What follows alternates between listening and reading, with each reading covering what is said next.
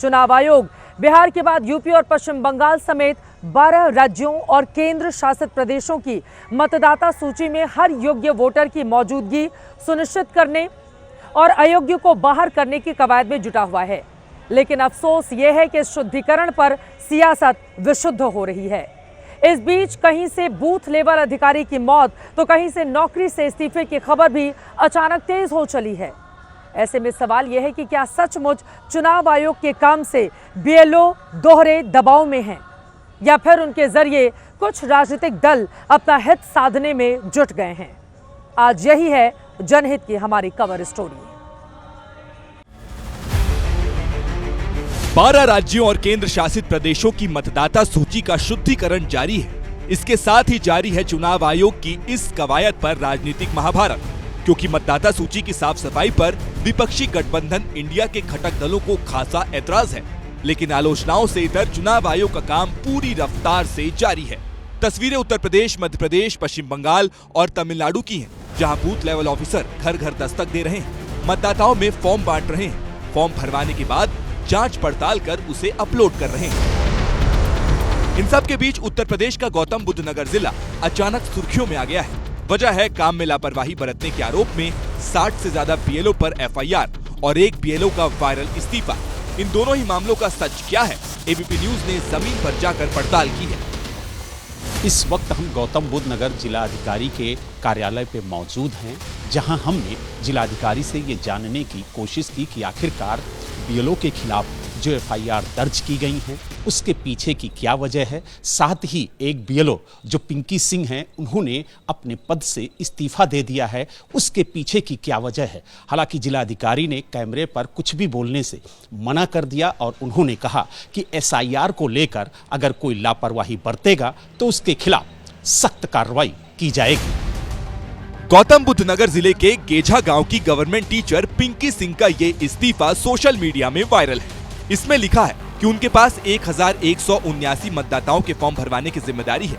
वो 215 form upload भी कर चुकी हैं, लेकिन अब और नहीं होगा। न तो वो पढ़ा पाएंगी और न ही बीएलओ का काम कर पाएंगी। ऐसे में वो इस्तीफा दे रही हैं। इस्तीफा वायरल होने के बाद से टीचर पिंकी सिंह का मोबाइल बंद है। शिक्षा विभाग के अधिकारी को भी उनके इस्तीफे की सूचना नहीं है। एबीपी न्यूज की टीम वायरल इस्तीफे वाली लेडी टीचर से बात करने उनके स्कूल पहुंची तो वो वहां नहीं मिली। मिल सकी तो स्कूल की प्रिंसिपल, जो टीचर पिंकी सिंह के इस्तीफे की वजह नहीं बता सकी। अब उनको क्या प्रॉब्लम हुई है, मुझे भी किसी के द्वारा फोन आया, 2-3 लोगों का फोन आया कि उन्होंने शायद बीएलओ पोर्टल पर रिजाइन कर दिया है। अब इसके बारे में क्या है वास्तविकता हमें पता नहीं है। हो सकता है कि फिजिकली कोई प्रॉब्लम हो उनको। इसमें कोई दो राय नहीं कि स्कूल में पढ़ाने के साथ साथ बीएलओ की ड्यूटी करना आसान नहीं है, लेकिन जिम्मेदारी दोहरी है। ऐसे में ज्यादातर टीचर्स दोहरे काम को बखूबी अंजाम दे रहे हैं। पढ़ाई तो कम हो रही है इस समय। मैं बताऊं, मेरा अपना सबसे फर्स्ट मोटो है वो इस समय मेरा एसआईआर का है। मेरा एसआईआर पूरी तरीके से पूरा जो मेरा इस समय है, मेरा कोई भी एक वही वोटर्स जो है वो छूटना नहीं चाहिए। मेरे अंडर में 10 बीएलओ हैं और 10 के 10 पहले सबके घर घर बांट के आए हैं वो फॉर्म, फिर वहाँ से रिसीव करके ला रहे हैं, सबसे फॉर्म भरवा रहे हैं और मेरे 10 के 10 बीएलओ ठीक काम कर रहे हैं। हालांकि कुछ बीएलओ ऐसे भी हैं जो अपना फर्ज ईमानदारी से नहीं निभा रहे हैं। ऐसे में उन पर सख्त कार्रवाई भी हो रही है।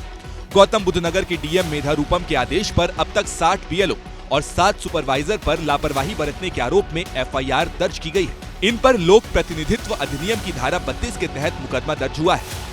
इसमें लगभग 60 से अधिक जो बीएलओज हैं उनके विरुद्ध ये अभियोग पंजीकृत हुए हैं।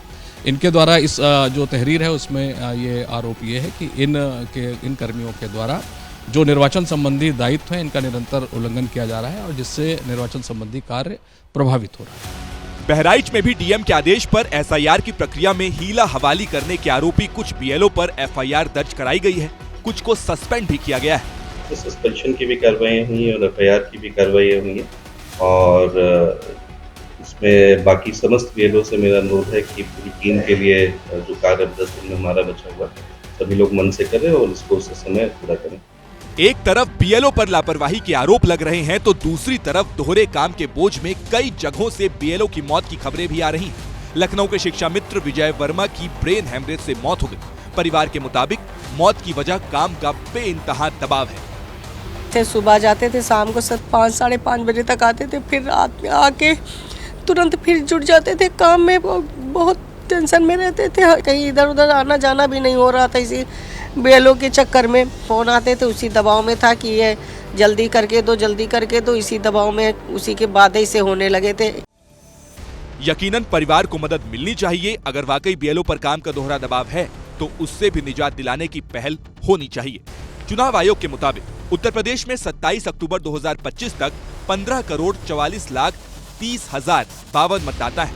राज्य की मतदाता सूची को शुद्ध करने के काम में 1,62,486 BLO लगाए गए हैं, यानी एक BLO के पास करीब 950 मतदाताओं की जिम्मेदारी है। इनकी मदद में पूरे यूपी में राजनीतिक दलों के 3,85,799 BLO भी जुटे हैं। चुनाव आयोग के मुताबिक 4 नवंबर से अब तक 99.60% मतदाताओं में फॉर्म बांटे जा चुके हैं। इनमें से 19.02% वोटर्स के फॉर्म अपलोड भी हो चुके हैं। 4 दिसंबर तक सारे फॉर्म भरकर अपलोड होने हैं, यानी अब सिर्फ 10 दिन रह गए हैं। इन सब के बीच चुनाव आयोग विपक्षी दलों के निशाने पर है। समाजवादी पार्टी और कांग्रेस इसे बीजेपी को फायदा पहुंचाने वाली कवायद बता रही है, तो बीजेपी विपक्ष को घुसपैठिया हितैषी करार रही है। जबकि चुनाव आयोग की दलील है कि इस पूरी प्रक्रिया का मकसद है कोई योग्य मतदाता छूटे ना, कोई अयोग्य मतदाता जुड़े ना।